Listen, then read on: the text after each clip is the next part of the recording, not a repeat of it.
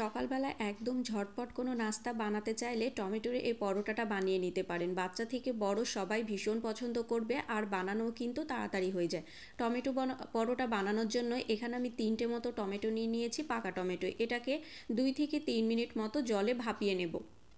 ওই 2 থেকে 3 মিনিট ভাপিয়ে নিলে হয়ে যাবে, পুরোপুরি সেদ্ধ করে নেওয়ার প্রয়োজন নেই। ওই 3 মিনিট মতো আমি ভাপিয়ে নিয়েছিলাম, আমার ভাপিয়ে নেওয়া হয়ে গিয়েছে। এই তো তুলে নিয়েছি। এটা কিন্তু জলে পুরোপুরি সেদ্ধ করা যাবে না, এভাবে একটু ভাপিয়ে নিলে হয়ে যাবে। এরপর ওপরের যে ছিলকাটা আছে সেটা তুলে নিতে হবে। একটু জলে ভাপিয়ে নিলে কিন্তু খুব সুন্দর মতো উঠে চলে আসে। দেখুন আমি কিন্তু খুব সুন্দর মতো তুলে নিচ্ছি। এই পরোটাটা বানানো যেমন সহজ, খেতে কিন্তু ভীষণ টেস্টি হয়। আপনারা একবার হলো বাড়িতে বানিয়ে নিতে পারেন।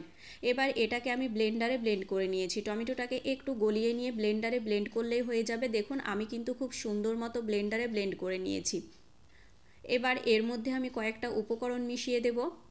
দিয়ে দেব 1 কাপ মতো আটা। আমি আটা ময়দা দুটো মিশিয়ে কিন্তু পরোটাটা বানাবো। আপনারা চাইলে পুরোটা আটা দিয়েও বানাতে পারেন, আবার পুরোটা ময়দা দিয়েও বানাতে পারেন। আমি 1 কাপ আটা দিয়েছিলাম, 1 কাপ ময়দা দিয়েছিলাম। হাফ টেবিল চামচ দিয়ে দেব লবণ, মানে ওই টেস্ট অনুযায়ী লবণটা দিয়ে দেবেন। আর দিয়েছিলাম 1.5 টেবিল চামচ চিনি।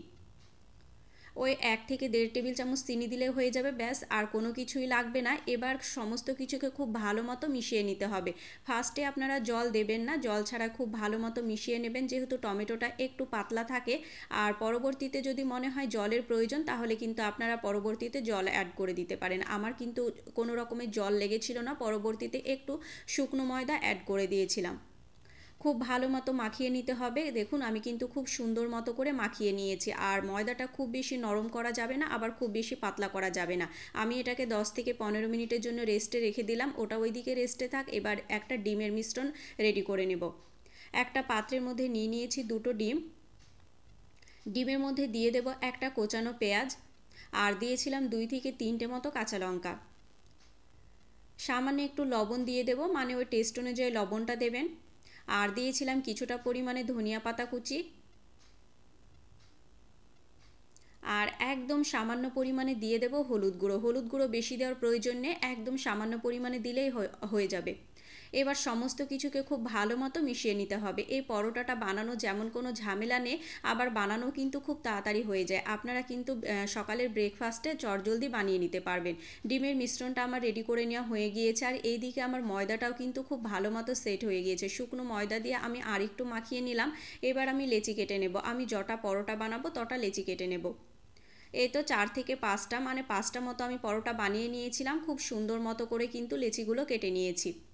এবার এক এক করে পরোটাগুলো বানিয়ে নেব। শুকনো ময়দা বেশি নেবেন না, অল্প অল্প শুকনো ময়দা নিয়ে খুব ভালো মতো করে কিন্তু পরোটাটা রেডি করে নিতে হবে। ফার্স্টে আমি গোল করে এইভাবে বেলে নিচ্ছি।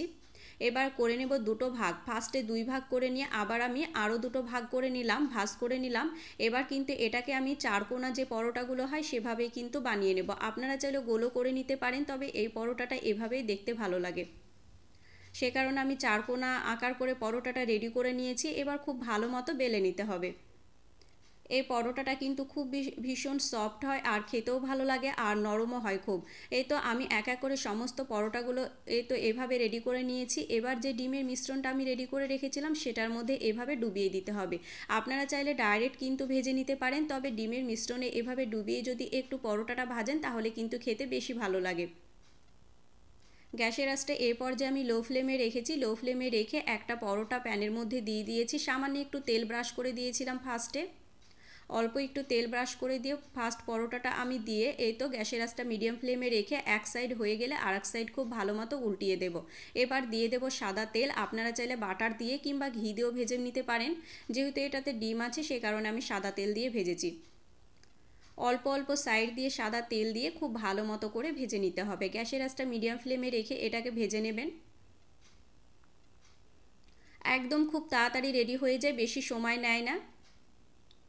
উল্টিয়ে পাল্টিয়ে খুব সুন্দর মতো করে কিন্তু একটু সময় নিয়ে ভেজে নিতে হবে, তাহলে কিন্তু খেতে বেশি ভালো লাগবে।